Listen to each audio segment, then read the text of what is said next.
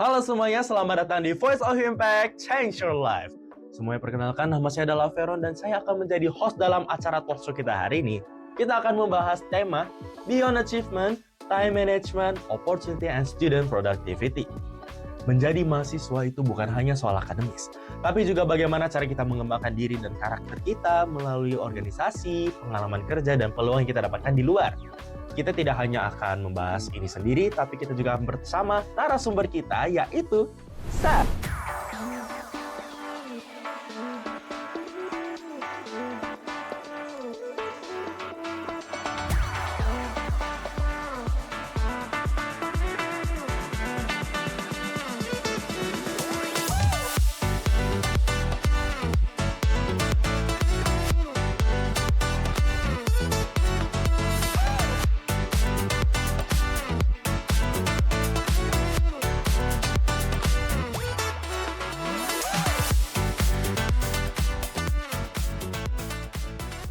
Nah, itulah sekilas dari profil narasumber kita hari ini. Itu tanpa lama lagi langsung kita sambut. Halo Tia. Halo Vero, udah lama gak ketemu Iya, ya? lama banget. Apa kabarnya sekarang? Ya sekarang gini-gini aja sih, tapi agak sibuk aja, lagi agak padat aja karena sambil skripsian kan. Tapi thank you banget udah hadir loh dalam talk show hari ini. Aman aja karena temanya seru juga gitu. Iya, temanya seru juga ya. Iya, seru banget. Pasti menarik dan karena menurut gue sih ini bakal sangat inspirasikan seluruh mahasiswa gitu. Semoga ya.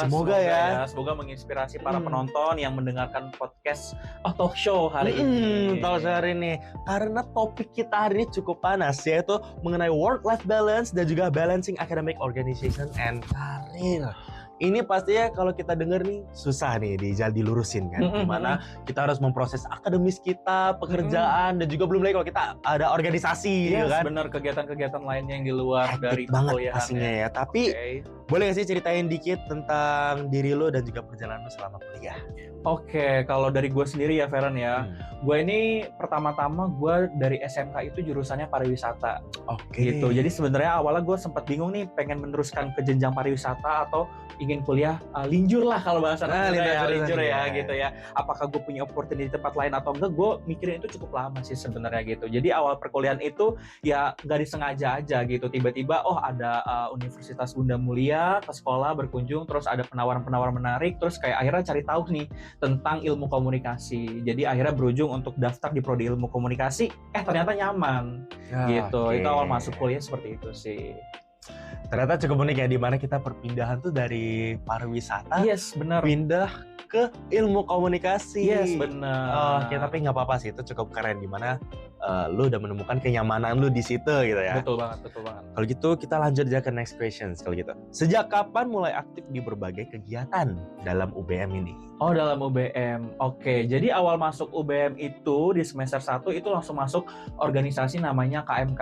KMK? Iya, Keluarga Mahasiswa Katolik gitu. Jadi pas awal masuk di KMK itu cukup senang juga ya, karena KMK di saat itu aktif juga, terus ketua KMK-nya juga cukup merangkul mahasiswa-mahasiswa baru buat join. Akhirnya ya udah join KMK awalnya. Terus akhirnya dapat kesempatan nih buat ada info flyer lomba di grup gitu kan. Ada namanya lomba lektor gitu kan, narasi kitab suci, ada kesempatan akhirnya nyoba kali ya gitu kan, nyoba join dan waktu itu yang ada namanya Universitas Lampung. Iya, Universitas Lampung. Jadi akhirnya di approach sama kemahasiswaan UBM cukup oke juga gitu ya, untuk prosesnya cepat juga dan ya puji Tuhannya juga menang. Nah itu lumayan jadi matriks lah, pemantik untuk seru ya aktif di UBM gitu. Jadi itu awal mulanya pengen aktif di UBM seperti itu sih. Akhirnya berujung ke organisasi Hima, Komred, akhirnya berujung juga ke organisasi-organisasi UKM lainnya, sampai MC di UBM, sampai akhirnya juga ada beberapa kesempatan untuk kerja juga, dan lain sebagainya gitu sih, Veron. Oke, jadi dimulai situ merupakan pemantik untuk menjadi mahasiswa yang aktif di UBM ini ya? Benar. Tapi apakah memang dari awal sudah punya target untuk aktif sebenarnya? Oke, kalau dari segi target ini pasti teman-teman relate ya buat teman-teman yang beasiswa ya, untuk mempertahankan IPK nih kalau di UBM. Bener banget kan ya. Sulit kan ya, dari awal masuk kamu tuh harus 3 gitu kan ya. Betul. Nah sebenarnya target dari awal sih pengennya ya udah cukup dengan IPK 3 ini, ya udah nggak harus ngapa-ngapain, nggak harus aktif banget lah gitu kan, ibaratnya kuliah pulang dengan IP 3 juga udah oke gitu ya. Tapi ya seiring berjalannya waktu, nggak direncanakan, ada aja gitu hal-hal yang ngebuat pengen aktif gitu. Karena ketika kita aktif itu banyak hal-hal positif yang kita dapetin gitu, Feran. Jadi bukan hanya sekedar ya capek-capek doang gitu, enggak. Tapi jujur relasi itu penting, apalagi kalau dari mindset sendiri bahwa ketika kita aktif kita ada peluang untuk mendapatkan cuan juga. Oke, ya bener. kan. Itu penting banget sih Apalagi sekarang. di zaman sekarang ini butuh cuan pastinya ya. Apalagi Gen Z gitu kan. Bener banget untuk kehidupan, jadi itu ngebuat kita aktif nih, ada apa benefitnya gitu kan, jadi nggak selain sertifikat ada uangnya gitu ya. Itu penting banget sih gitu. Oke, ternyata juga selain untuk nama, kita juga sambil cari cuan di sini ya, Bener dalam banget. lomba-lomba yang diikutin gitu ya. Bener banget. Boleh banget. Terus boleh tahu nggak sih turning point terbesar dalam kuliah dalam konteks aktivitas apa sih kalau boleh tahu? Oke, jadi kalau selama kuliah ini pertama kita harus set ini dulu sih segini, Feran. Ketika kita tahu nih kita sebagai mahasiswa, tugas kita berarti kan untuk akademik ya. Ya. Tapi kita tahu nih kesibukan kita masih ada waktu luang untuk hal-hal lain. Nah, kalau gua sih ngambilnya adalah ketika gua aktif dalam organisasi, misalkan gua ikut hima atau misal gua ikut perlombaan-perlombaan, gua tuh berusaha untuk cari nih peluang atau hal-hal yang gua belum tahu tadinya tapi gua rasa gua bisa. Sesimpel gua tuh gak pernah tahu tentang perdebatan. Ya, gua gak pernah tahu tentang perdebatan, akhirnya gua pada akhirnya gue cari tahu apa sih perdebatan, karena di UBM tuh tiba-tiba ada lomba internal debat. Iya, benar. Namanya KDMI, Kompetisi Debat Mahasiswa Indonesia gitu ya. Gue coba cari tahu, gue akhirnya coba pelajari, dan gue akhirnya coba, kok nyaman gitu. Nah, jadi kita kalau sebagai mahasiswa tuh harus punya pola pikir gitu nih. Jadi buat teman-teman yang nonton di sini ya gitu ya. Wajib loh ya. Wajib harus coba hal-hal baru gitu. Jangan di zona nyaman kita. Kalau lu suka fotografi, boleh lu fokus di fotografi gitu. Tapi kalau lu ternyata tahu nih hal-hal lain yang potensial, ternyata lu bisa jadi MC loh. Ternyata lu bisa jadi hal-hal baru. Coba aja dulu. Menang kalah belakangan atau sukses atau enggaknya belakangan. Tapi lu harus coba dulu gitu sih. Jangan pernah takut melangkah keluar dari zona nyaman. Yes, benar. Karena kalau di zona nyaman terus stuck mulu sih. Gak bakal bisa berkembang gitu, bener kan? Bener banget. Ya benar, menarik banget sih. Kalau gitu dengan aktivitas lu yang sebanyak itu, time management pasti salah satu hal yang sangat penting dalam hidup. Iya, benar. benar. Kalau gitu gimana sih cara lu bagi waktu antara kuliah, skripsi, pekerjaan, dan juga aktivitas lainnya itu gimana sih sebenarnya? Oke, kalau misalkan time management dari gue sendiri ya, gue sendiri itu menerapkan ada beberapa metode atau beberapa cara. Mungkin teman-teman atau lu sendiri ini bisa menerapkan juga ya. Boleh banget karena sih. Karena kita lagi sibuk-sibuknya nggak sih? Sibuk-sibuknya. Iya, banyak kegiatan gitu. Pertama kalau dari gue sendiri itu gue biasanya kalau buat teman-teman kalau tahu Google Calendar, ya, nah gue masukin itu di Google Calendar. Karena Google Calendar itu akan remind kita untuk misalkan kegiatan besok itu apa, itu dia setiap hari akan reminder gitu. Jadi di Google Calendar itu kita tambahin notes. Tapi hal yang paling penting adalah kita harus tahu dulu posisi kita di mana. Satu, ketika kamu adalah seorang mahasiswa, target atau goals kamu adalah apa? Lulus, gelarnya dulu, nilainya dulu. Ya udah. Tapi kamu mau sambil kerja, oke, berarti fokus kamu dibagi dua, mahasiswa dan pekerja. Apa yang harus kamu unggulin? Mahasiswa. Karena apa? Karena kamu dari awal kuliah, target kamu itu adalah lulus, nilai. Berarti kamu harus set goals. Goals aku sebagai mahasiswa, prioritas 60%. Pekerjaan 40%. Jadi kalau misalkan ada hal-hal yang harus didahulukan, pasti dahulukan tentang perkuliahan. Misal, sesimpel kayak aku sekarang ya, agendanya skripsian. Tapi ada jadwal bentrok sama meeting dengan rekan kantor. Aku harus prioritasin mahasiswa aku dulu ini dulu. Jadi aku harus set dulu, coba cari peluang di mana tempat yang bisa menerima kegiatan kita. Bukan kita yang maksain gitu. Karena kadang orang bahasanya zaman sekarang adalah ketika udah kena duit, lu akan berubah gitu kan. Orang pasti kayak gitu sekarang. Jadi kita harus kalau bisa berubah mindsetnya. Sebelum kenal duit, kita harus tahu goals kita sebagai mahasiswa, kita harus lulus. Ya udah, berarti kita harus fight untuk cari pekerjaan, cari hal-hal keaktifan lain yang sesuai dengan status kita sebagai mahasiswa. Setelah itu kita masukin ke Google Calendar ini tadi. Misalnya, di hari Selasa skripsian, kita set semua Selasa skripsian. gitu. Atau misalkan di hari Rabu ada meeting apa. Kalau dari gue sendiri kayak gitu untuk time managementnya. Ya poin plus kalau misalkan teman-teman di sini punya pacar kali ya bisa mengingatkan ya. Itu akan sangat membantu jika kita Membantu ya. bahkan Google Calendar kita lihat tapi kita lupa Iya gitu. kan gitu. Sayang kamu hari ini ada meeting gitu ya. Oh iya ada meeting ya, aku lupa. Bisa aja, tapi nggak apa-apa. Kita lanjut lagi ke pertanyaan berikutnya. Nggak apa-apa? Iya, boleh. Oke, boleh, kita boleh. lanjut lagi. Saat semester 6 menjalani 3 pekerjaan sekaligus. Ini susah dong, 3 pekerjaan. Satu pekerjaan aja kadang orang udah keder. Ini 3 pekerjaan. Yang Meskipun pastinya sambil mimisan ya. WFO lagi pastinya Iya. kan, WFO dong. Dan juga kelas pagi lagi ya. Iya, kelas reguler kebetulan. Kelas reguler, kelas pagi itu sambil menyambungi 3 pekerjaan tuh sangat sulit banget. Tapi gimana cara lu menjaga semuanya tetap berjalan tuh gimana? Tetap lancar. Oke, cara untuk menjaga tetap stabil ya. Tetap stabil. Oke, kebetulan ini sebagai backstory-nya dulu ya. Mm-mm. Backstory-nya dulu kenapa bisa seperti itu gitu ya. Jadi awal mulanya adalah ketika masuk ke pekerjaan sekarang ini awalnya berasal dari intern kemarin gitu. Jadi ketika kemarin sempat magang di UBM kan ada program namanya on the job training Ya. gitu kan. Kita disuruh mahasiswa untuk masuk ke dalam perusahaan, terus setelah itu ternyata perusahaan itu cukup puas dengan kinerja gua gitu. Cukup puas akhirnya berlanjut ke staff atau karyawan lah gitu ibaratnya ya dari perusahaan tersebut gitu. Nah, awal mulanya ketika semester 6 itu gua tuh udah punya pekerjaan yang utama gitu selain intern ini, yaitu gue sebagai host live waktu itu. Nah, tapi karena saat itu juga perkuliahan juga cukup di cuman 1 atau 2 hari ya kalau nggak salah ya, di hari Rabu atau hari Kamis gitu, dan di pagi itu masih bisa sambil ngisi slot untuk live itu. Jadi saat itu posisinya adalah ngambil 3. Jadi perkuliahannya nih masuk ya kan, ikut perkuliahan regular kelas di kelas pagi. Setelah itu siangnya atau sorenya bahkan sampai malam itu ngisi di host live gitu. Tapi kalau misalnya ternyata host live-nya bentrok dengan jadwal kerja WFO, ya udah host live-nya ngambilnya di malam.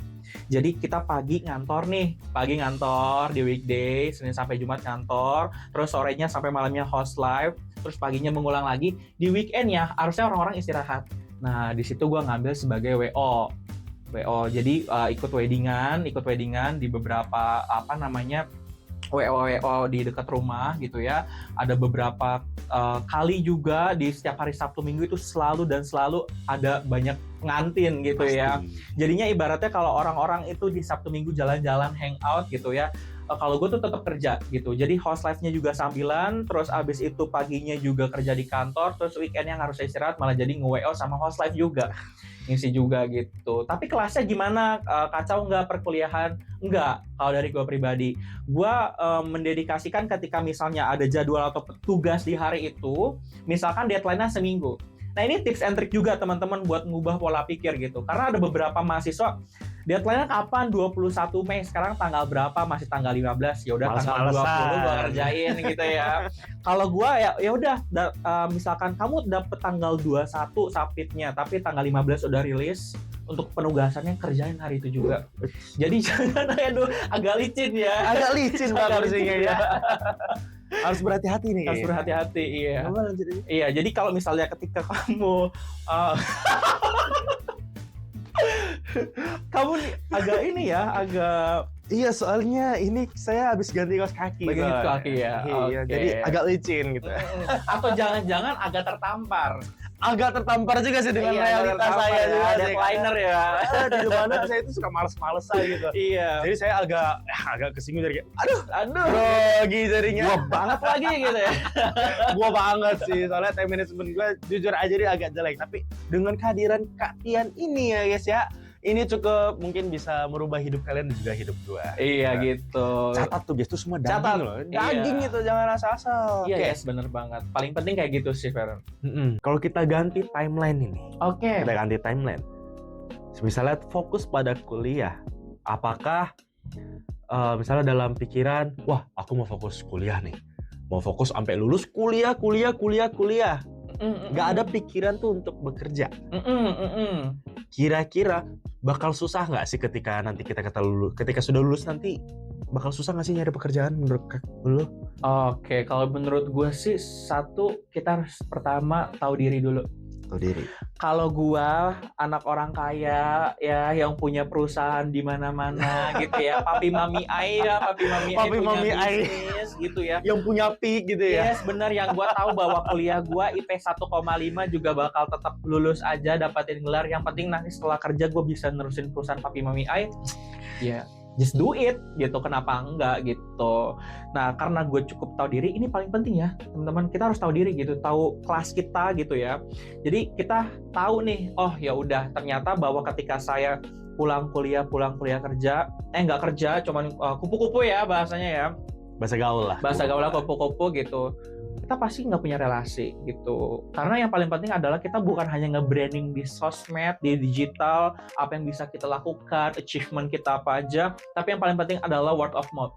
Itu bagaimana kita bisa brandingan diri kita tuh dari mulut ke mulut gitu. Dan akhirnya ya itu tadi, kalau menurut gua ketika kita tahu bahwa ketika kita terlalu introvert, kita nggak punya peluang, dan akhirnya kita nggak aktif, susah cari kerja. Makanya gue tuh selalu ngingetin ke teman-teman gue yang seumuran gitu, ayo dong aktif dong gitu.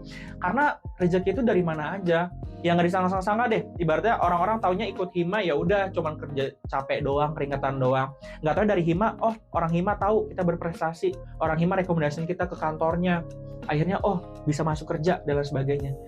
Menurut gue Tuhan ngasih banyak jalan sih untuk kita bisa dapat pekerjaan kayak gitu. Asalkan tidak disia-siakan aja lah Yes, ya. benar. Oke, jangan pernah takut melangkah ya pastinya ya. Bener banget. Tapi kalau kita bicara soal produktivitas yang tinggi seperti itu, pasti juga seringkali dikaitkan dengan hustle culture. Benar nggak? Yes, benar. Kalau gitu, gua mau lihat nih, pandangan lu terhadap hustle culture itu di kalangan mahasiswa itu seperti apa sih? Kalau menurut gua adalah hustle culture ini orang-orang gila-gila kerja ya. Pastinya. Iya. Nggak apa-apa gitu, nggak ada yang masalah gitu. Cuman kita harus tahu skala prioritas kita gitu. Karena gue tuh selalu tertanam dalam diri gue, prioritas gue apa? SIKOM gitu. SIKOM. Harus lulus dulu gitu. Boleh kerja boleh, tapi jangan sampai ngeganggu SIKOM gue ini gitu kan. Jangan sampai ngeganggu cara gue untuk mendapatkan gelar ini gitu kan. Makanya kalau menurut gue ya fine aja buat teman-teman yang mungkin gila-gila kerja gitu, yang pastinya juga akan burn out juga pastinya. Nikmatin aja burnoutnya gitu ya, nikmatin aja burnoutnya gitu. Karena menurut gue segala sesuatunya itu punya pelajaran gitu. Jadi fine aja sih ke gue untuk orang-orang yang hustle culture, asal dia bisa menyeimbangkan dengan prioritas dia itu sebagai mahasiswa, yaitu sebagai orang yang harus lulus. Kalau bisa jangan asal lulus ya, karena ada orang yang udah punya pola pikir asal gue lulus dapat gelar, that's fine lah gitu. Kalau bisa pola pikirnya ya gue lulus tapi gue lulus dengan prestasi gitu ya.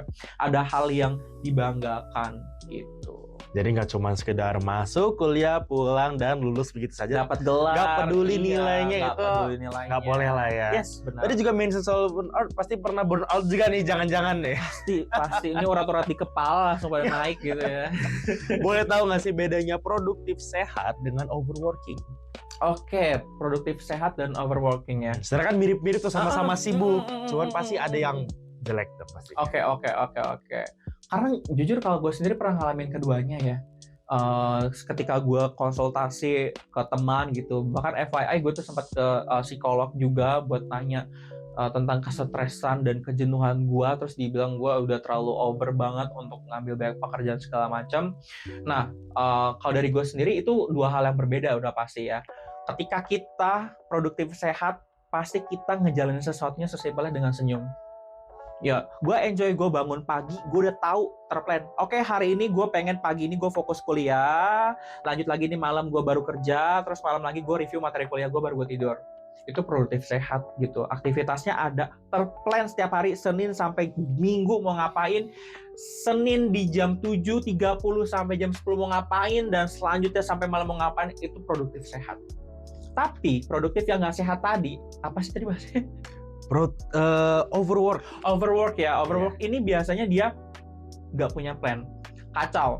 Semua pekerjaan yes, noted sir, noted kak, noted pak, noted bu, gitu kan. Semua diambil, ditampung semua, ikut meeting. Kamu kerjaan ini ya, kamu backup ini ya, gas, oke, siap. plan-nya kacau, nggak punya rencana yang jelas sih setiap harinya. Terus taruh ujung-ujungnya apa? Nyalain bos. Ya kan bos tadi nyuruh gue kayak gini, ya gue nggak bisa ngerjain ini dong, gitu kan. Nah itu produktifnya udah nggak sehat gitu. Jadi kalau bisa hindari hal-hal yang memang bukan ranahnya kita gitu ya. Dan kalau bisa ya itu set plan tadi tuh jangan sampai ada yang orang goyangin lah gitu. Gue udah set kayak gini gitu. Nah, memang ada banyak hal-hal terlepas dari kemampuan kita ya untuk mengatur. Kayak ntar tiba-tiba ada yang kelasnya mundur atau dosennya nggak dateng gitu ya, atau misalnya pekerjaannya makin nambah. Emang banyak hal-hal kayak gitu sih di luar dugaan kita. Tapi kalau bisa kita set timernya sesuai dengan planning perharinya gitu. Dan paling penting kadang gue tuh suka tiap minggu tuh gue nge-review hal-hal yang nggak sesuai di minggu ini tuh apa, dan gue kalau bisa minggu depan nggak kayak gitu.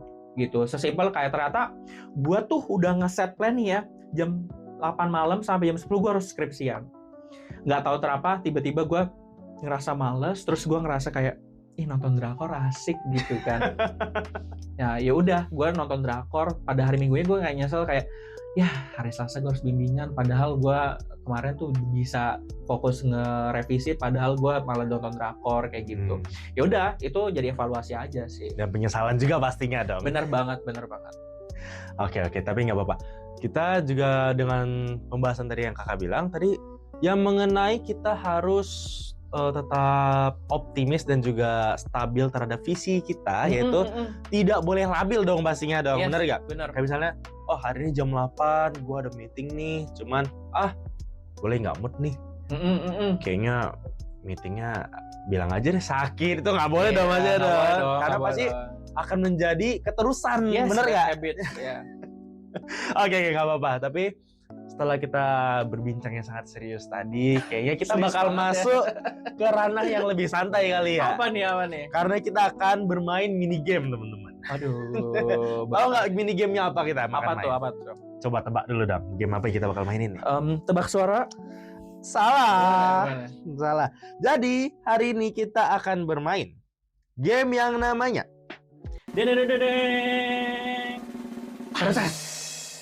interpretasi gambar.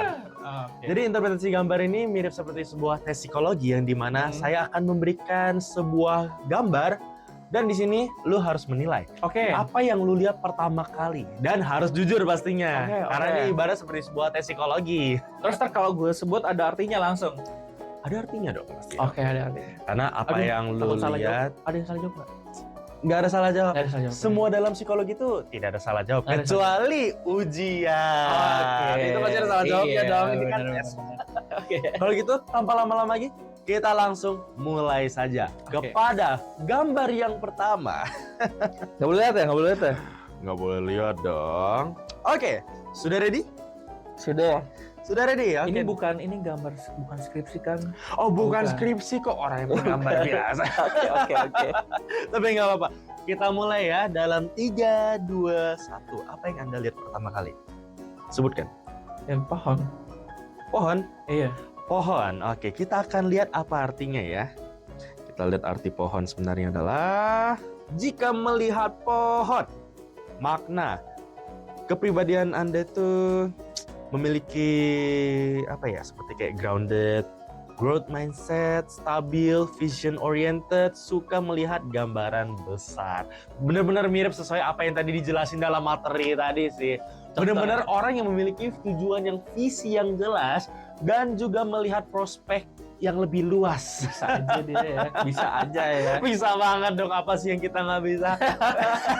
Nggak apa, kita lanjut ke yang kedua. Oke. Sudah ready? Sudah.